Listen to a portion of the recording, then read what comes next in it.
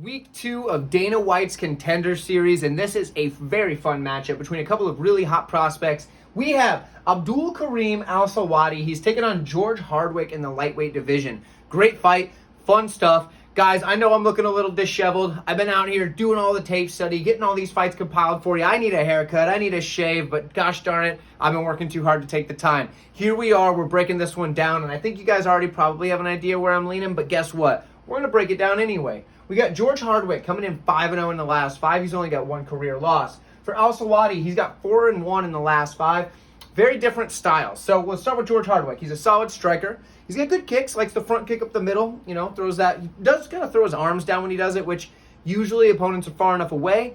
But, they'll throw him way down like this is a little extreme. He does it, it's not good, but whatever. Leg kicks, he's got good leg kicks. Very powerful. And when he's throwing his shots, he's landing with like thudding blows, right? Now he's throwing these to the body, he's throwing these to the head. It doesn't matter. He does work the body very well. It's something he's kind of known for, is landing those liver shots.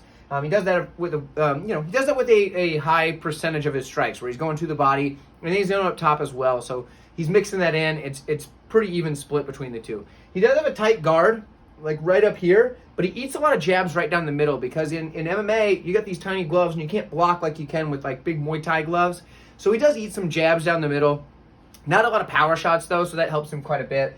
He throws good combinations where he can mix in those body shots mid-combo, lands them very well, and he's also an accomplished counter-striker. When somebody comes forward and hits him with that check hook, and then a lot of times it's the 2-3 and then works the body, whatever he's got to do. But he does a good job there, and he does that all while moving forward. He's using his forward pressure to back guys up and land these shots while he's kind of coming downhill almost, you know what I mean? Where he's coming in, throwing those big, heavy shots as they're backing up, getting up against the cage. Now, in the grappling department, he's not a primary grappler, but he can grapple. He has a very opportunistic guillotine when that comes his way.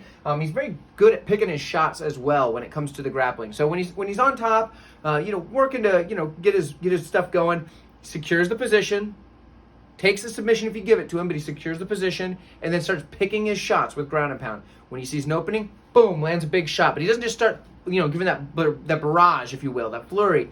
He's going to pick those shots well, land when they count, and make you have to really defend those heavy shots rather than just cover up and hope for the best. So for Hardwick, I think he's a very talented prospect, and he's coming in here with a head of steam, looking to get that win, and they gave him a tough matchup because Al-Selwady, 4-1 in the last 5, that means he's got a loss, but he's a very good grappler. He's a very good wrestler in particular. But we're going to start with the striking. Because basically what he's going to do is he's going to come forward with a tight guard, just very similar to Hardwick, just probably a little bit further out to the side. Hardwick's more here. He's more here. Either way, but he's got some power in the hands, and that's about it. Otherwise, he's got a very limited toolbox when it comes to the striking, but he's powerful and keeps his guard up so he can block some shots.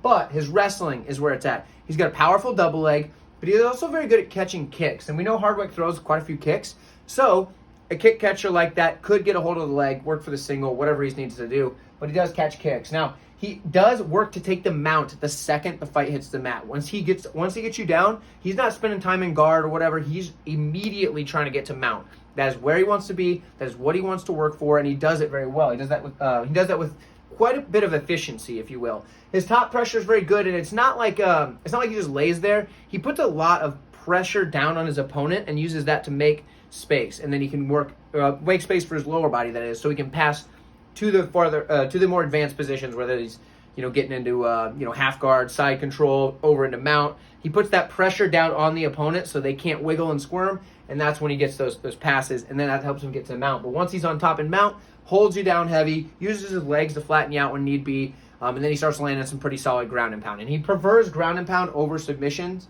Yes, I know he's got a couple of rear naked chokes in his career, but out of 14 wins, I think he's only got like 2. But he gets a lot of finishes by ground and pound. So ground and pound is what he wants. He wants to get on top of Hardwick here and start landing those heavy shots from mount. That's his path to victory. Now for me, I think the obvious pick has to be George Hardwick here, but he has a couple of red flags.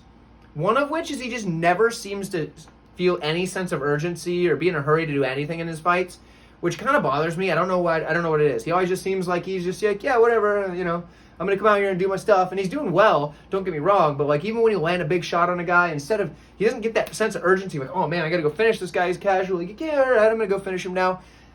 It's not a big deal. It just seems odd to me, and it kind of frustrates me watching some of his fights, but he does very well. Very cool, calm, and collected, and maybe that's why he's successful, and he doesn't get excited and jump in for a big finish.